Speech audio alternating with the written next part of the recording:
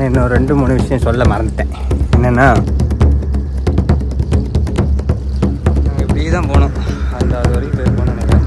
நம்ம வந்து தப்புக்கு மேலே தப்பு பண்ணிகிட்ருக்கோம். பார்த்துக்கலாம், ஆண்டவனே நம்ம பக்கம் இருக்கான்.